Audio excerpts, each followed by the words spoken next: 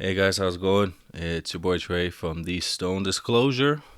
Just wanted to, let a few things out and give you guys an update. I know a lot of people have been, asking us like, "Oh, when are you guys gonna go on video? We want to see a video." It is in the works. It is definitely a plan that we have that we're gonna execute. It's gonna take a little bit of time.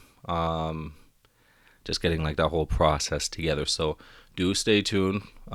We do enjoy the audio aspect personally. Like I like it only because like I can listen to podcasts and stuff like that while I'm doing something. But if it's a video and I feel compelled to like watch when I could just be like playing it in the background as like I'm doing laundry and stuff like that. So don't worry, it is coming. We will update you guys and let you know when that is happening.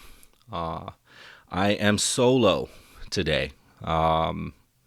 Just because I feel like this subject matter is not necessarily in the same realm as it normally is. Not really something that I feel like, Jay or Trissy are too opposed to, just because they're young and they're not really going through this at this point.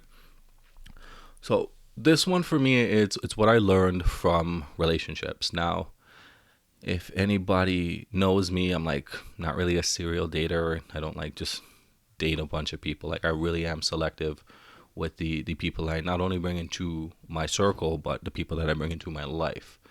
And, just watching other people's relationships and kind of being there because I am that friend who, when things go wrong or something's off, I'm like the one that people come to and vent to and ask advice to. So I do kind of get to live vicariously through a lot of them and just watching things from the surface and going through it myself. I did have a very long term relationship.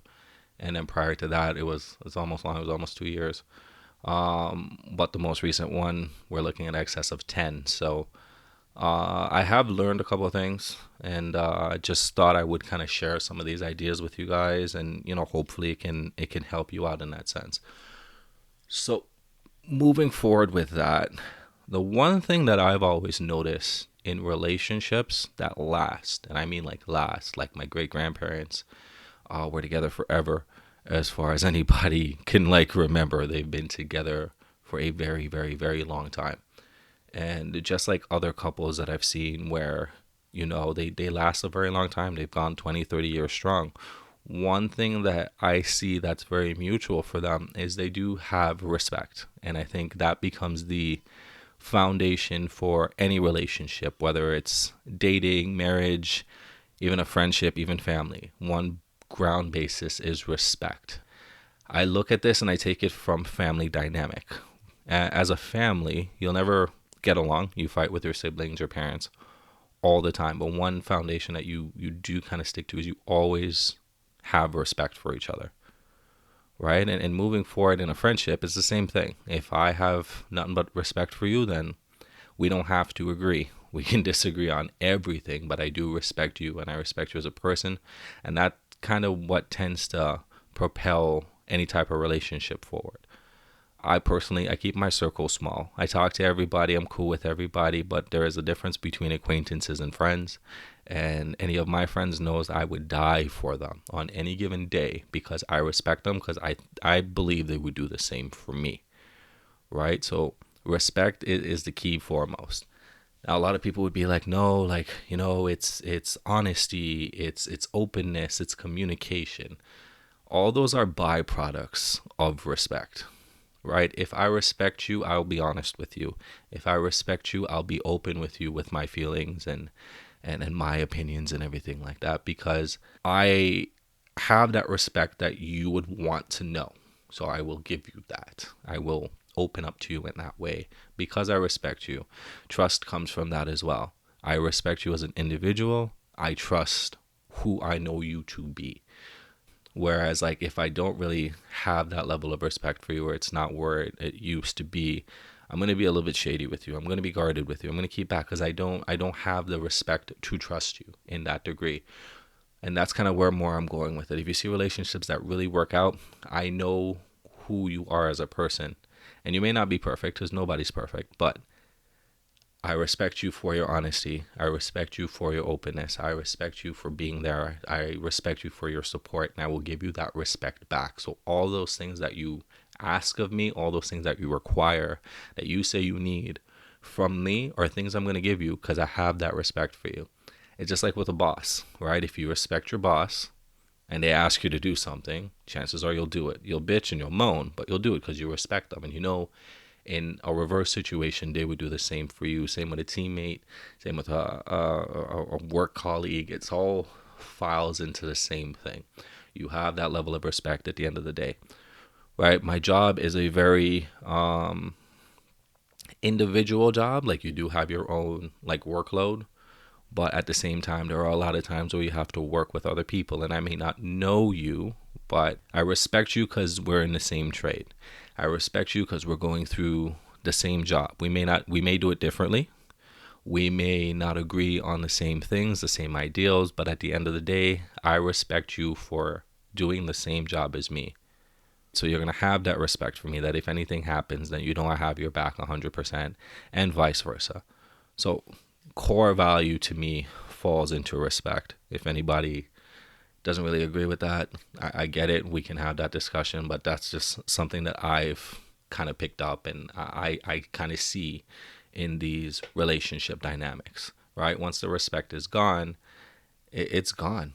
And I put it in the context of, say, like infidelity. You're with the person, you're giving this person 100%. You're not cheating on them, you're not swaying on them. But the second you do, it's not the honesty that's broken, it's not the trust that's broken, it's the respect. It's the, you had the audacity to go and do what you did, right? You went off and you did that. So my respect for you is different because I didn't see you as that type of person. Same with if somebody is abusive, right? I didn't see you to be an abusive person. So when now you've shown me that aspect, my respect for you is different because I don't respect you as a person who wouldn't harm me, because now you've harmed me, right? I don't know if you guys are picking it up or understand it. If you do, great. If you don't, then, you know, this is the best way I can explain it at the end of the day. Now we get into like the like byproducts, and I think the second biggest byproduct, or the second biggest thing that you need in a relationship, is honesty, right? Communication is in there, but honesty, I think, takes a higher ranking, only because it's not just honesty with your partner, but it's honesty with yourself. With honesty breeds communication, and here's why. Everyone says, I want an honest person. I want my person to be honest with me. I want you to tell me what you feel. I want you to tell me what you think. I want that open communication with you where you're telling me the truth, right? But we as people don't see the second side to that. Just like in a football pass, there's the person throwing the ball and there's the person catching the ball. I could be Tom Brady all day, and I could be throwing you the best passes you've ever seen in your life. Like, we're talking Super Bowl level, Hail Mary, we have to make this to win the game passes. But if you don't catch it, or you can't receive it, or you read the play wrong, that pass is incomplete, right? Same with basketball. If you're not prepared for it, that pass comes your way, you're not going to be ready to catch it. So honesty works the exact same way. I can be honest with you. I can give you all this information, truly how I think, how it comes out of my head, and deliver it to you in its rawest form. But if you're not ready to receive that, then there's no point.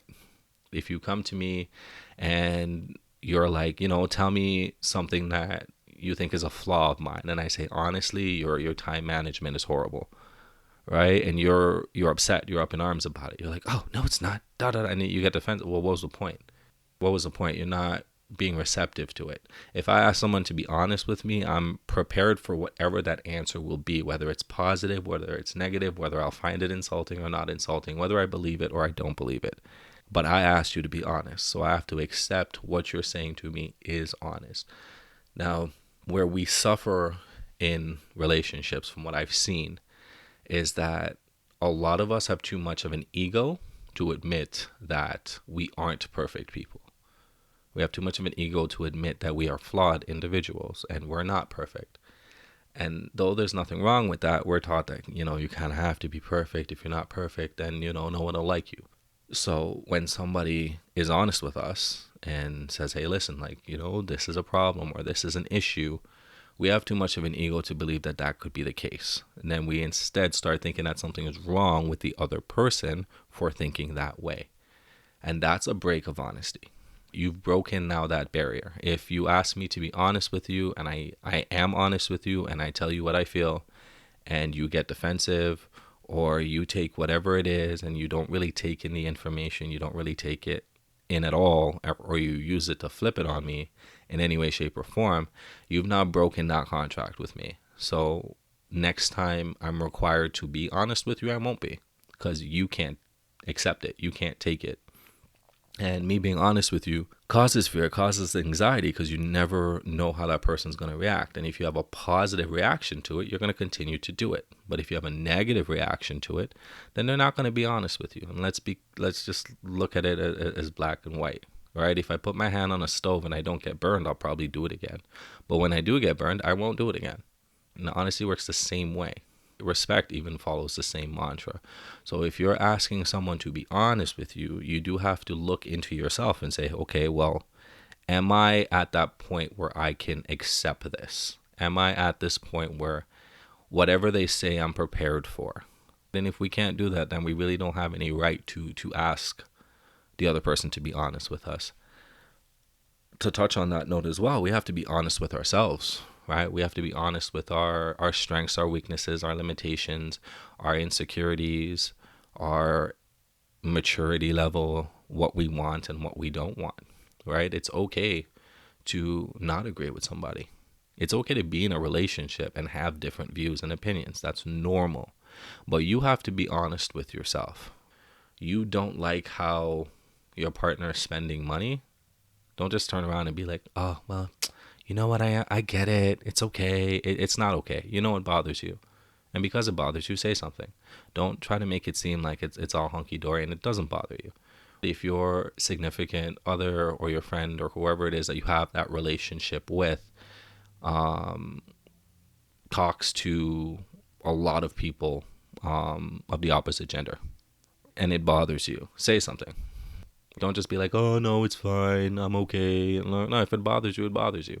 You have to accept that, because that's the only way. If you can assess that and be honest with yourself that it's a problem, then that leads to a discussion. And from that discussion, you never know. They might be okay with it. They might not, right? But at least it opens that level of dialogue.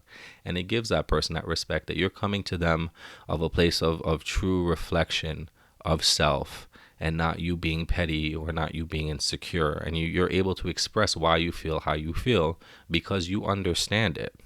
Instead of like, no, everything's fine. It's not a problem. It doesn't bother me. It's not an issue. You do what you want. If you know it's going to bother you down the line, if you know it's a problem now and you're just burying your feelings or you're trying to deny that you feel what you feel, it's really just going to come back up later on. So when things are at a time of peace or anything happens that trips you off, now you've carried all this anger and resentment and anxiety with you for no reason. So we have to be honest in our assessments, honest in what we want. If you're a person who needs to be busy all the time, your significant other isn't like that, and you're trying not to live this sedentary life to please them, you're not being honest with yourself. Instead of you both kind of put it all on the table and see if it works, right? And also be honest in yourself if it doesn't work. If you're just dating, if you're getting to know somebody and you may really like them, they may be the most gorgeous woman on the planet, right? You may have a moment with them where, everything kind of makes sense for you. But long term, the way they are or the way they're acting or the way they're currently at is not going to work for you. Be honest with yourself and say, hey, this is not for me. At least not right now. This is not what I want. Instead of trying to force it, trying to push too hard. And then you're going to wind up in a situation where you get in a relationship under false pretense of self, and that will also protect false pretense to your partner, because they think they're getting a certain person and they're not, right? They think they're getting this super secure person who knows what they're about and knows what they want and knows what they can tolerate and accept. And then on the inside, they're breaking. Why do that to yourself? So we have to be honest with our partners. We have to be honest with ourselves. in order for something like this to work out really, really well and relationships to thrive. The third that I want to touch on is value. If anybody out there who listens to Kevin Samuels, I think the man, he's a smart guy. He knows his stuff. I think the problem is we misconstrue what he's saying and we don't really understand it in tone. That's just my personal opinion. We're gonna look at the term that he uses that's called a high value man, and his definition of a high value man is a man who makes a significant amount of money. We're looking at six figures in excess. I don't fully believe in that, if I'm being honest. I think it's an aspect of being a high value man. I would say you're a top percentage man, right? You're in that 10% or that 20% that every woman is kind of told that they want. Let me rephrase that. Most women are pushed to believe that they want, right? And for a couple of reasons. A person who makes that type of money, is financially secure. You know that you're not really going to struggle. You know that your survival and your comfort will be there. And women love comfort. One thing that a woman cannot go back on is comfort. If you're used to your man having a car, it's very hard for you to adjust to a man who does not have a car. If you're used to your man being taller than you, it's very hard for you to adjust to a short guy, right? And you don't really have to, right? I always say that women are in the highest percentile because there's one man for every like 2.5 women or something like that. I know the number's probably off, but it's somewhere around there. But at the same time, there are more men pursuing one woman than there are women pursuing one man. And that's just facts. That's how the world works, and that's how it is. So you guys are in a position of, you understand your value. You understand that, guys want you. So though I wouldn't necessarily consider you a high value female, you're shown value regardless, right? For me, a high value man, yes, it's more determined on what they can provide for the other person. If you look at value and what value is, something of high value is something that is harder to come by, right? I give the analogy of a toilet. You can have a toilet made out of gold and you can have a regular old porcelain toilet. The difference in price range is gold is harder to come by than porcelain is. As simple as that. There's nothing else that really defines the two, right? So the people who are affluent will buy the gold one because then they can say, hey, look, I'm showing you that I have that value. I'm showing you that financially I'm a secure person. I'm in place. That's why guys go out and buy cars that they can't afford, because they want to give the illusion that they can provide for you. And maybe financially they can, but there's other aspects of life where you have to be able to provide for that other person. And I think that's where you get into that argument of low value versus high value man. So I make good money. Outside of this, I haven't really made anything off this yet, but like in my personal life, I'm not bad, right? I do pretty well for myself, and that's all well and good. But at the end of the day, if I don't know how to provide for my partner, if I don't know how to be there, to be a support for them, then my value is really not that high. So I can provide for you on that one sense. And I think we need to look at things in a box, right? We need to look at the survival aspect, the comfort aspect, and the like social wellness aspect as well. On a survival aspect, you're clutch. I got you, right? You'll be fed. You'll have a roof over your head. You'll have all your necessities for survival, right? Place to sleep, place to eat. Anybody who plays the game Sims, you'll understand what I'm talking about. You'll have everything you need to survive. The reason, and most people to survive, you can survive on $25,000 to $30,000. Right? People work minimum wage jobs and they survive all the time. The difference between the guy who's making $30,000 and the guy who's making $90,000 is his survival is a lot more comfortable than the guy who's making less. Right? So it really just is a comfort thing. So on the survival aspect, you're taken care of. The comfort aspect is the next one, right? The comfort aspect is you being able to have all the things you need, like I said, but you experience it differently. You can eat mac and cheese and survive, but you can also go to a restaurant and get a steak. So it really is just your survival being less stressful. Let me rephrase that. There's survival, which is you being able to meet all of the needs you need to live. And then comfort comes in as to make your survival more efficient and less stressful. That's where the comfort aspect comes into. No damn person on this planet is going to be like, I'm going to take this hard ass chair and sit on it for the rest of my life if you're going to give me a comfortable ass chair for the same price. No one's going to go out there and be like, I'm going to go buy these uncomfortable ass shoes if you're going to give me like these comfortable ass shoes for the same price. Nobody does that because you want that comfort. So it becomes a necessity, right, in life, especially in this day and age.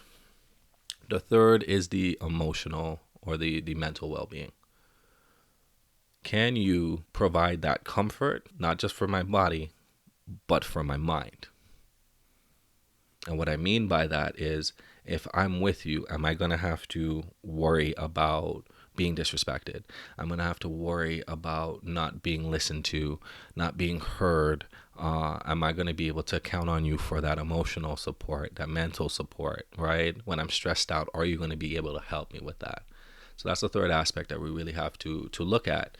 So I think these three in tandem kind of create that high value man, right? You can be a guy, you make maybe 30, 40K a year, but you can provide a level of comfort. Like you can provide survival for her at this point, right? And you can provide that mental support, but you can't really provide the comfort. Or you can be a guy who financially you can take care of her well. You do have that survival aspect, but you don't really have that mental kind of wellness to take care of them in that sense. And then that person falls into depression. So I think we need to look at these things and rate these things on a scale and kind of take it that way.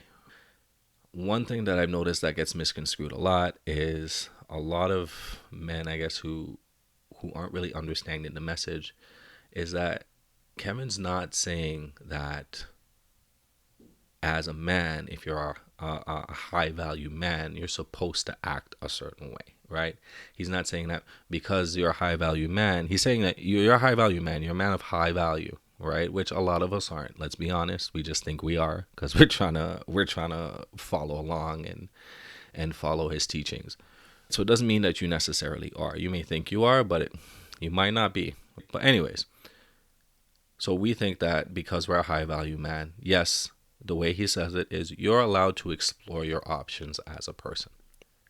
You're going to be a person of high value. People are going to be throwing themselves at you, and you're allowed to explore because at the end of the day, you want that high value individual that will match you, right? That person that will be your ride or die, that person who fits into your life how you want them to fit. That looks different for a lot of people. Like some people want the woman who's submissive and she'll take care of the household while he makes the money. There's nothing wrong with that. Some guys want that partnership. Some guys want that, like, woman who's going to be by your side, that Michelle Obama who's going to be there like, no, we're going to do this. And, I can help you with this and I can help you with that. And you build together. So it is what it is. It really is based on your preference. What he's saying, though, is that if you're a high value man, yes, you're allowed to explore your options to find that high value woman. But once you find that person, you don't want anybody else. You're going to take care of that person. You're going to care for them. You're going to be there for them, right? You're going to treat them good. Because he says that a lot in his videos. No, I treat my woman good because he's found the person that he wants to invest that into. People have to understand a couple things. It's one thing to want a high value individual. You have to understand why they're high value to you, and you have to accept that they're going to have things that you're going to have to compromise on, right? A lot of guys want a girl who has a job. A lot of guys are like, I don't want to take care of a girl who's got nothing going for her. Great. That's fine. You want that woman who's out there who's making her money. You've got to understand that the same things you had to go through, the same mentality you had to get to where you're getting to, will potentially be the same for them. If you have a woman in the corporate world, to make it in the corporate world, sometimes you've got to be stern with people. You've got to have that confidence, and right, you've got to be firm at times, right? Doesn't mean you're an asshole. It doesn't mean you're a mean person. You just have to be firm in that world to survive. So if you go after a woman in the corporate world, you can't get your feelings hurt if she's firm with you, because that's her life. That's how she had to be to get to where she got. It's the same thing with any woman who's in law enforcement. It's the same thing with someone in healthcare. Yes, you have to have that like gentle side and that approachable side to talk to people and relate to people, but sometimes you're going to get someone who's problematic and they have to be able to be firm with them. Right? So don't confuse firmness with like aggressiveness, because they're not the same. It's just you're not used to seeing it from a woman. I date to my mom. My mom is very firm.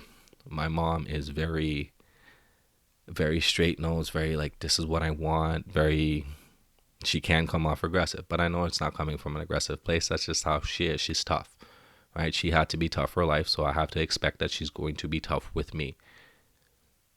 So you have to understand in a way that like the person is how they are for a reason. So if you're chasing that girl in the corporate world, you got to be ready to get your feelings hurt sometimes. You got to be ready for this person to just tell you like it fucking is, because that's what they're used to. That's how they have to be in their life, right?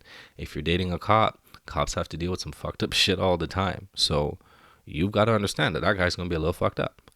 And if you're going that route and it's what you want and it's that person that you want to be with, then that's what you got to expect at the end of the day, right? That's what he's saying. And he gave the analogy of like, oh, that man who's making like 7 figures, he's that millionaire, he's got people throwing. He's not saying that, you know, just because you make that money, go out and cheat. He's just saying chances are you got to be ready and you got to understand that that man might cheat on you, because he's going to have people throwing themselves left, right, and center, offering everything under the sun. And there's a good chance he's going to stray on you. So if you're choosing that life and you're choosing to be with him because you want the comforts of being with a person at that level, you have to be ready for that shit. You can't be surprised when it happens. That's all he's trying to say. So we need to stop looking at it in the sense of like, oh, when we become high value people or we become high value men, that's how we have to be. Not necessarily. That's not what he's saying. He's saying if you're going to go that route, you can't get your feelings hurt if that happens. If you are a woman and you're dating a police officer, it's one of the most stressful jobs on the planet. They're working long nights. Sometimes they're gone for freaking hours. Sometimes they're on that night rotation for weeks, right? He's stressed out. You got to expect that A, he's going to be a cranky motherfucker half the time, and B, there's a good chance he might cheat on you because he has all that free time. So in a sense, we got to kind of live in the now, and it's all good to be optimistic, but there are some realizations with the world. You know, some people will look at that woman who's dating that millionaire and be like, oh, well, if he cheats on me, that's fine. I live in a fucking mansion, right? That's an agreement that you decide for yourself. So we've got to understand that we can determine where we're going to go and what we're going to do and how we're going to conduct things based on what we decide that we want. So that's my take on that whole thing. Now, this one's going to be a little controversial. Hi for just walking in and making all kinds of noise. I didn't know you were recording. Ladies and gentlemen, Trista's in the room. Say hi. Bye. Oh man, I love her. She's awesome. So we have to know our value, and we have to be honest with our value as a person. One thing that people have to look at is if you're a person that dated a lot of people and you're parading around like you're perfect, you're not. You got to understand that, hey, listen, I'm flawed in this way and I'm flawed in that way. And then you can express that to your partner. Hey, listen, this is where I lack. Like in my personal life, honestly, I suck at finances. I really do. It's not that I'm bad at it. It's like I don't like doing it. Right? Same with dishes. I don't like doing it. So if my partner's down for doing the finances and my partner's down for washing the dishes, I'm all for it. Like, you can have it. I'll compromise with you and say, okay, well, I don't mind doing laundry, so I'll do that because you hate it. It's that balance. And that's what I call the 60-40 rule. And I'm going to touch on that in a minute.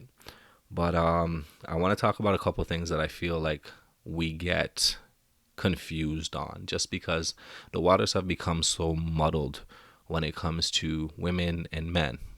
One thing I want to discuss is misogyny versus masculinity.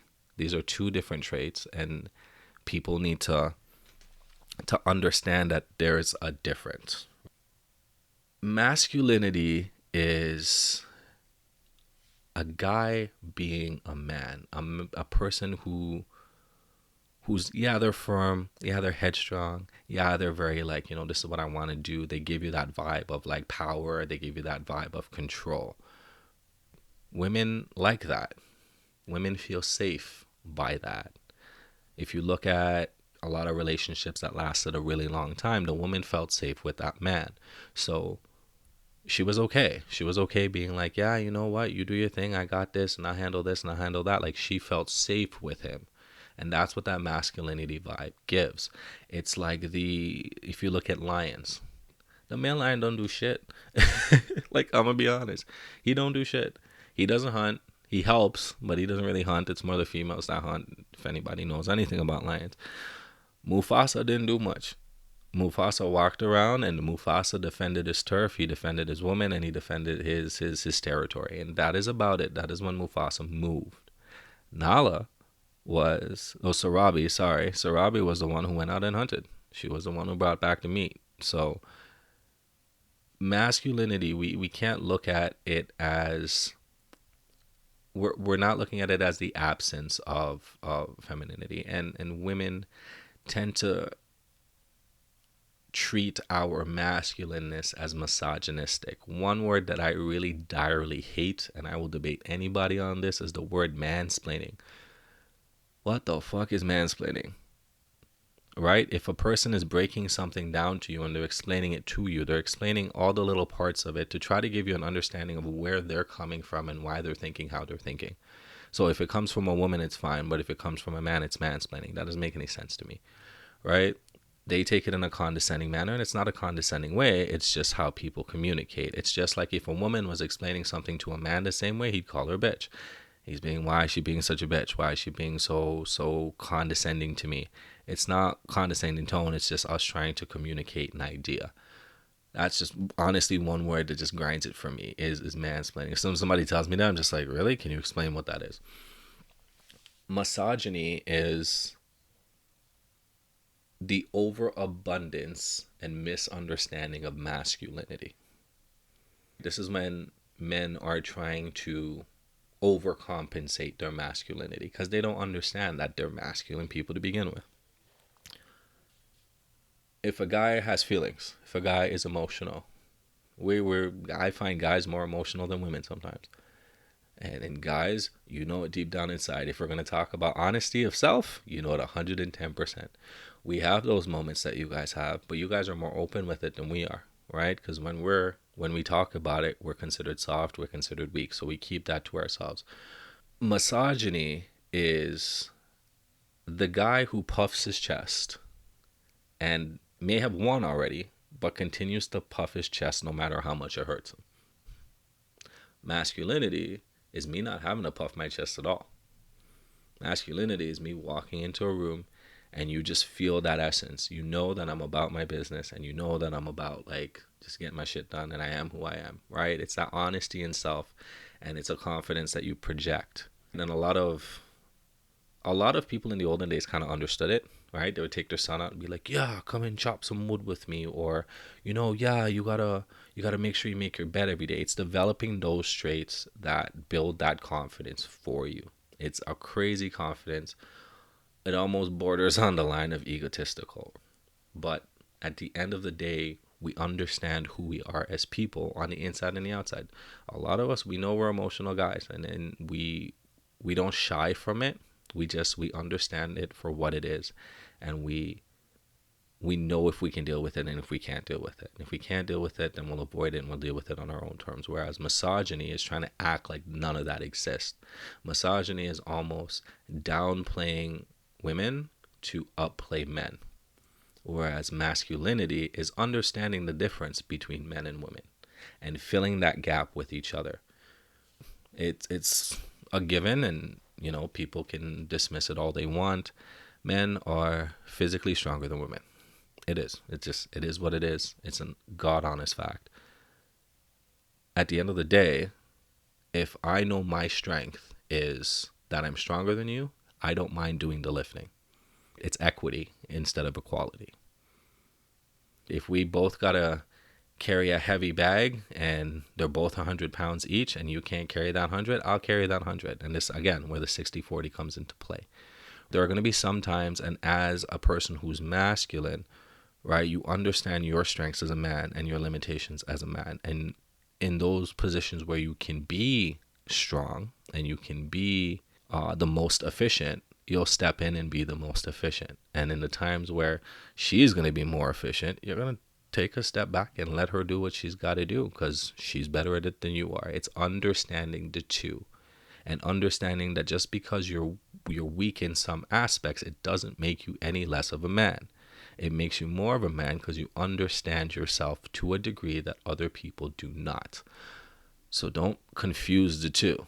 Misogyny, to me, at the end of the day, is you just trying way too freaking hard to show that you're a man because you're lacking that confidence in being a man. So those are two that we really get misconstrued a lot, especially nowadays, right?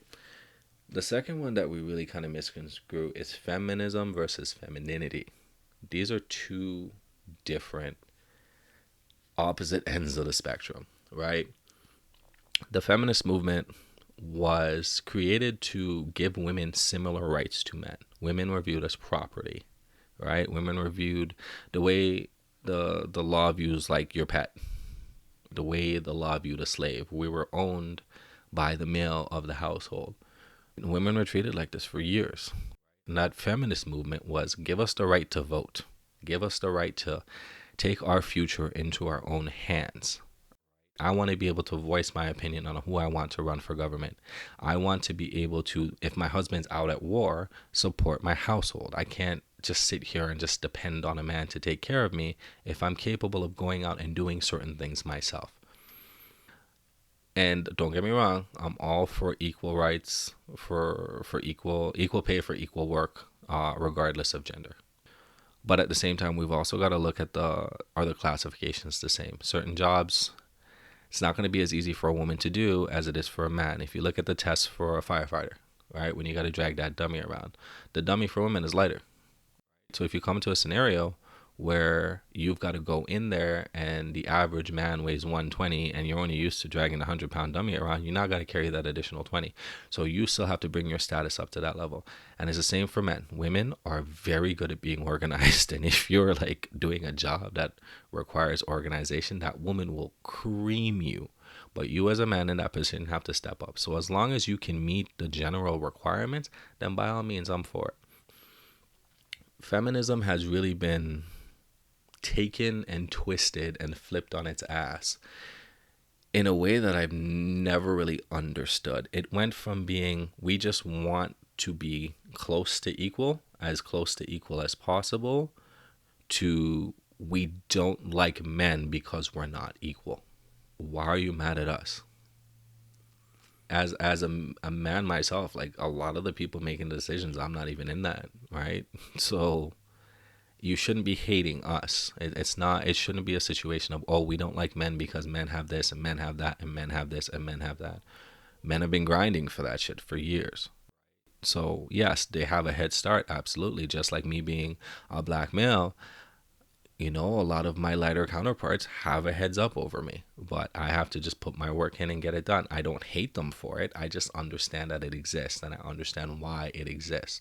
And that's what the feminist movement was about. We understand kind of why things are the way they are, but we want our ability to make our decisions too so we can help. We don't hate you, but we want to kind of level the playing field a little bit because right now I'm owned by somebody and I'm a free person who can think and can act and whatever. We've taken that too far now and we've made that we don't like men. Men ain't shit. Men are this. And we created this toxic environment. So misogyny is legitimately the male equivalent of feminism. They're the exact same concept. They both came from a place where it was actually something wholesome and understanding to a now non-understanding sense. A lot of guys who are more chauvinistic, they're like, yo, women ain't shit, right? You hear it from all the time, bitches ain't shit. I'm just gonna get another one. Feminists, well, men ain't shit. I'll just get another one. I want this, I want this, I want this. If they don't meet my demands, then screw them. That's on you. You can live that way if you want. But you're not truly understanding the concept here. Femininity now is kind of like, it's like the yin to the yang of like masculinity. It's what calms the beast. Like if you saw Beauty and the Beast, I'm sure a lot of you are Disney people, like that's what that was about. Like he was a beast. He was like overly masculine, and she was able to humble him. She was able to bring him in and say, hey, listen, I love you, I got you, like we're good. Right? It's that soft approach that contras that over aggressiveness. It's that approach that kind of like mellows everything. Like when we really, really think about it, we need both aspects, and we're starting to get away from that a little bit. Women want a man who does show his emotion but doesn't show it as much as she does. And I don't care what anybody says, that is an absolute fact. If you're a guy and you're out there and you're just overly emotional all the time, women aren't going to like you because you remind them too much of them. They like that opposite nature. That's the yin and yang concept, right? You need one and then the other is the counter, and they balance each other out. Just like if you're a man and you're like overly masculine, that woman is going to bring you down a little bit. That woman is going to be like, nah, you got to mellow out. You can't be in that beast mode the entire time. She's going to kind of wheel you in and say, no, no, no, it's okay. You can be safe. You don't got to be roaring at everybody. Like, chill out. You know what I mean? So you need that balance. And that's where femininity comes into play, right? We're getting into a lot of like situations now where a lot of like people who don't have fathers, like they were raised by their mothers, and sometimes their mothers try to overcompensate to teach them that aspect. And I can speak for myself. My mom was like that. My mom's really, she's tough, right? So having my mom was like having a dad, right? It was that like aggressiveness, not so much aggressiveness, but that assertiveness. That was like, nah, you can't do that. Don't do that. No, do that. Do that. You know what I mean? Kind of like telling you what to do, telling you how to like conduct yourself. And you kind of stay in that beast mode the entire time. But then like when I, date a woman and she's really like, nah, it's all good. Like relax. You can just tone it down a notch. Like we'll do this together. You don't got to carry the load by yourself. That's that femininity. That's that caring. That's that you're touching me on an emotional sense, an emotion that I put away because I'm not allowed really to have it. So you need that aspect and you need that balance. Like a lot of women will look at a guy and he's big and he's strong and she's like, A lot of guys are going to look at a woman and she's feminine. You're like, damn. You know what I mean? If you're a guy and you're looking at a girl and she built like you're going to be like, oh, fuck. You know what I'm saying? So you need that kind of like balance. And we're going to get into 60-40. And I put this hand in hand with something I like to call equivalent exchange. Yes, I took this from Full Metal Alchemist. Legitimately one of the best animes of all time. Yes, I watch anime. I'm a nerd. Sue me. I can care less. Equivalent exchange, the concept of it is to get one thing, you have to sacrifice something of equal or lesser value. And this is where the 60-40 rule comes into play. So the human body is made up of a bunch of different components and a bunch of different chemical elements and different amounts and weights for it. So if you want to build a human, you have to supply these things and put them together, and that's what makes you a human being. If you have any less, you can't do it. If you have too much, you won't have it. It has to be equivalent to what is required. Just like if you look at any type of recipe, it's like 2 cups of water and like 3 grams of this. If you put more than 3 grams, you're going to get a different outcome. If you put less than 3, you'll get a different outcome. This ties into the 60-40 rule. So I believe in equality in a relationship. I believe a relationship on its face should be 50-50. On its face, both of you are mutually invested, just like a marriage. So if you go through a marriage and you get divorced, you split all your assets in what? Half. 50 to the wife, 50 to the husband. In all reality, it's more than that, but on paper, that's how it looks, right? Your assets are split, your debts are split, your custody will be split, everything will be split down the middle. Relationship is to say that's how it is on its face. That's how it should be on its face. That's how everything should be on its face. And that's how on its face I would want a relationship to be. I hate seeing relationships where the guy is investing everything and the girl don't give 2 shits, or vice versa. The woman is doing everything for this man and he doesn't give a fuck. Those are not 50-50 relationships. Now, this is where it's going to get a little bit confusing because this is where the 60-40 rule comes into play. So, on its face, it's 50-50. The overall average is 50-50. But in every situation, there's going to be a 60-40. Right? And what I mean by this is some people in the relationship are better equipped to deal with situations and experiences than others. Right? And that person is going to have to kind of take more of the hit that time in compensation of the other person taking the hit when it's on their strength. If you're a person who's shy in your relationship, right? You don't really talk to strangers or anything like that. You go to a restaurant, they get your order wrong, and your significant other is outspoken and they're not afraid. You're not going to say shit. But they'll come and say, hey, listen, I'll talk to the chef and I'll tell him to make it medium well as opposed to medium rare. You're going to be like, no, no, no, no, no. They'll be like, no, no, that's not me. I got it. They've taken the brunt in that situation. They're the ones, though it's benefiting you, they're putting in more effort, right? For the overall relationship. They don't mind taking that. They don't mind doing it.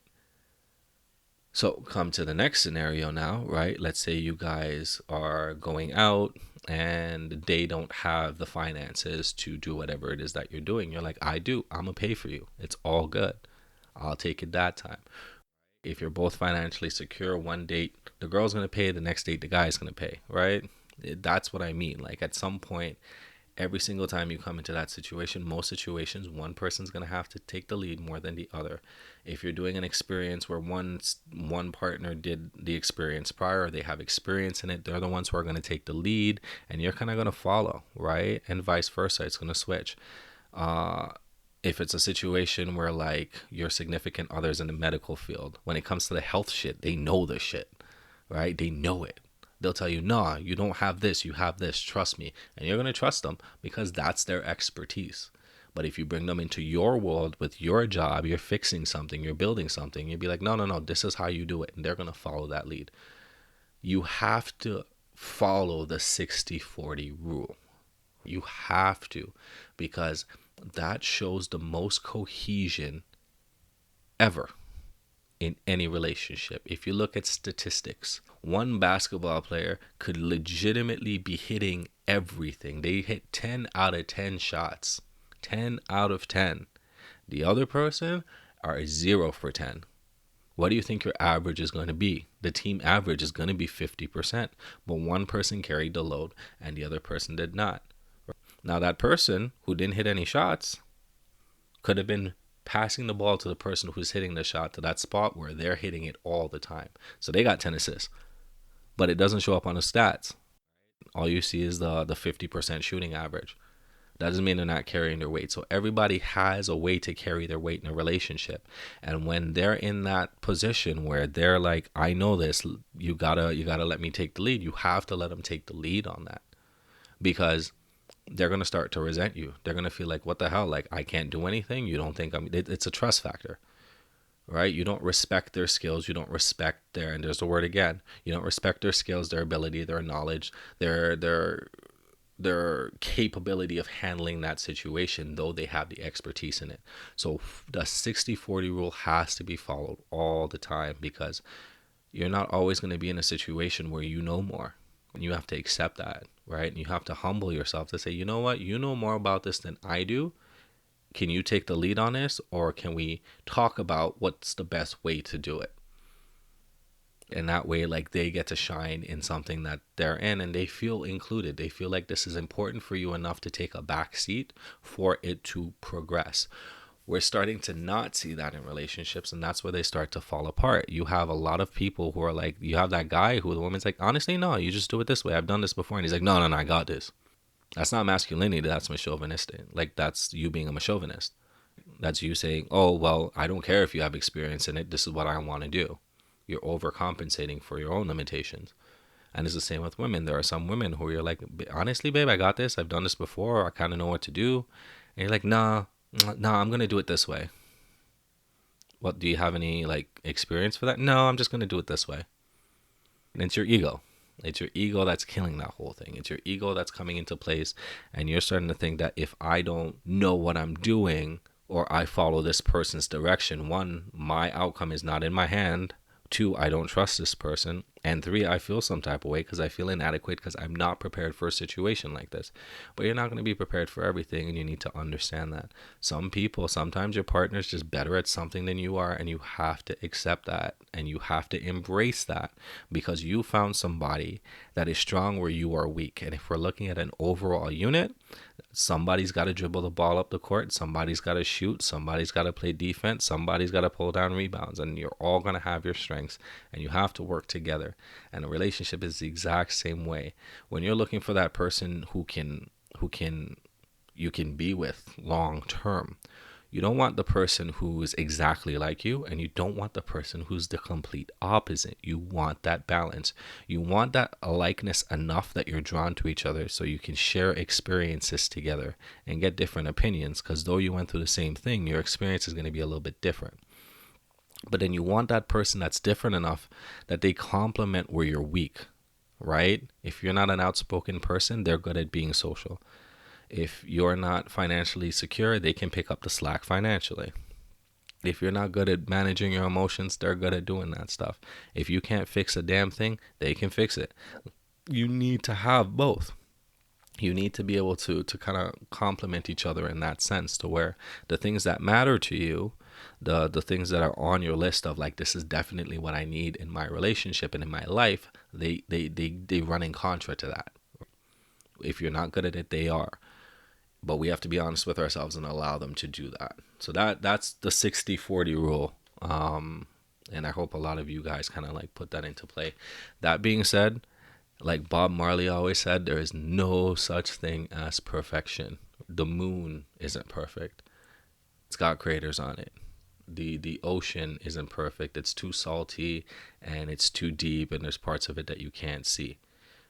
We can't expect somebody to tick off every box for us. What we have to do is run our lives on a priority system, right? This is what I want. This is where I want to be. What are the most important things towards getting to that? If it's, I want to be financially secure and retire early, right? I got to make sure that my finances are in check.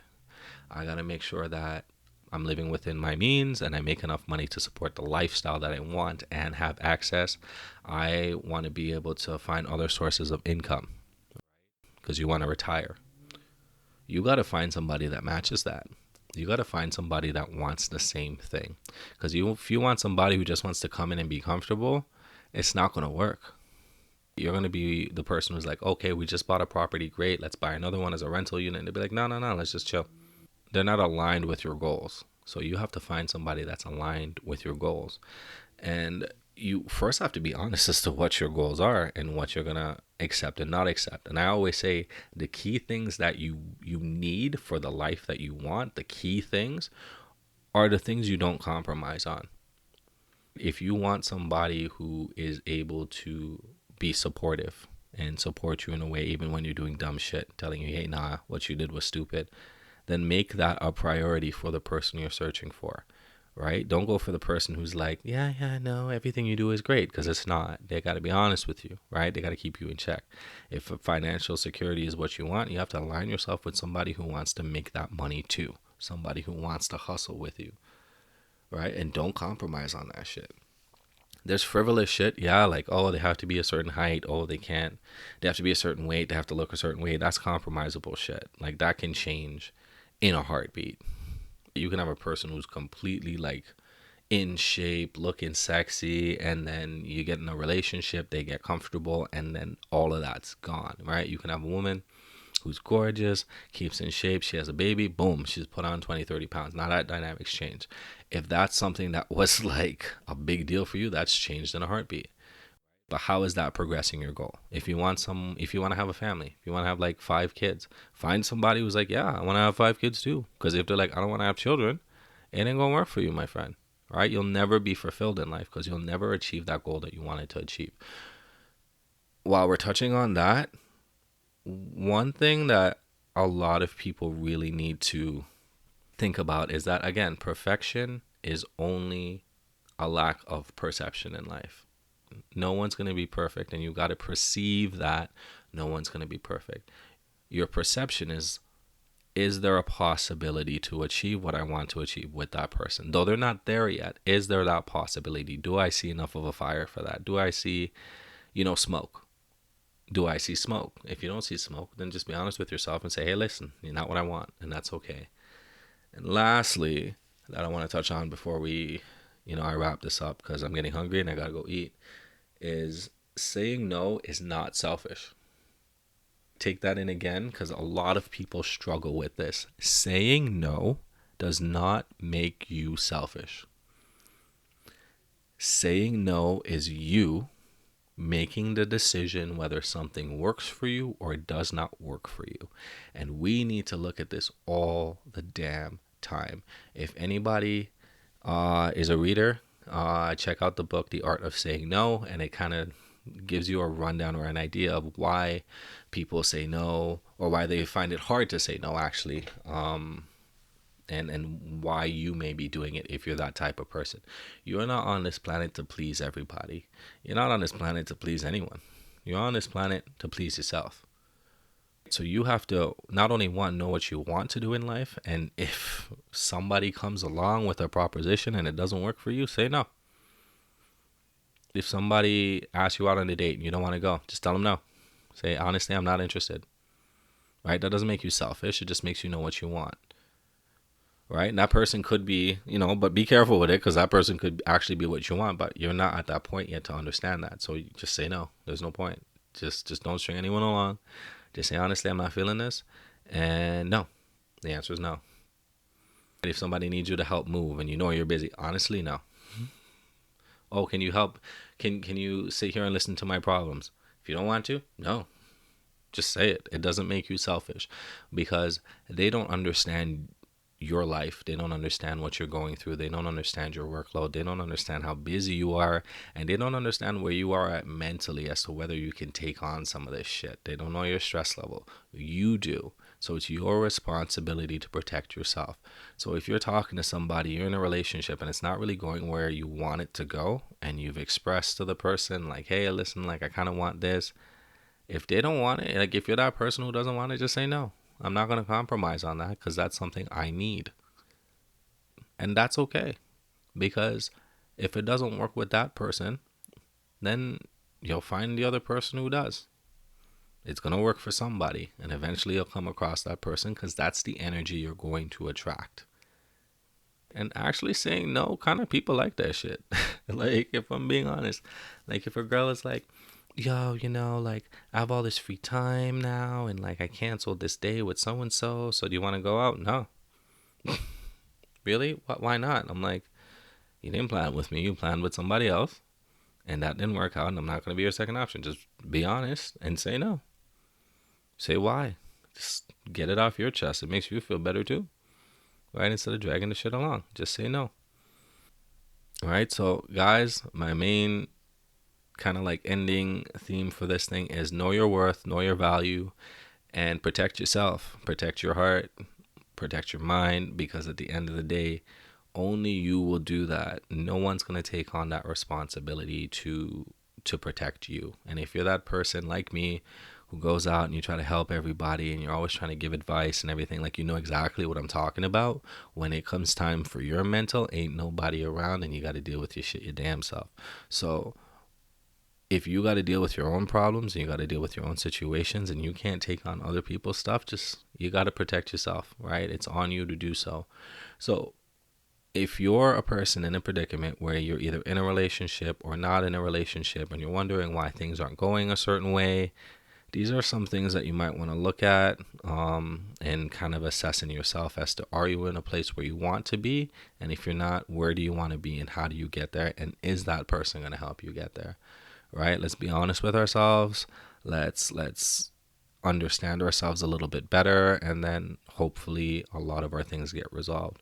With that, I am out. I got some pizza downstairs waiting for me. Hopefully our next episode is going to feature the others, because we're getting into some pretty heavy stuff as we're moving forward, and we got some interesting topics coming up. If you guys have anything that you want us to talk about, feel free. Leave a comment a suggestion in the comment box, or if you want to inbox me. Follow us on Instagram at dstone disclosure at our Instagram account. We're on Facebook as well, on the Stone Disclosure, so you can find us on both of those. And our YouTube channel, please do like, comment, subscribe. Every subscription, every view, it really does help us out. We do this for you guys, right? We do this for kind of sharing our knowledge and our thoughts out with everybody, because I know a lot of the times, like, where people go through similar things and we don't realize that. And by us reaching out and kind of like giving you that thing, I'm hoping that this touches somebody.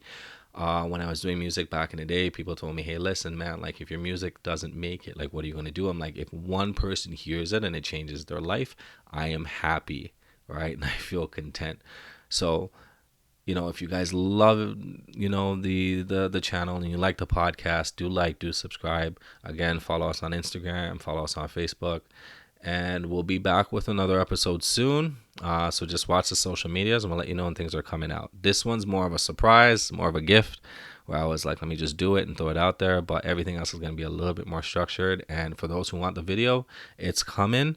We also have some cool stuff on the YouTube channel that's not, actually the podcast, but it's cool to check out. So if you guys want to check those out as well, all right? And with that, I'll see you guys again. Peace.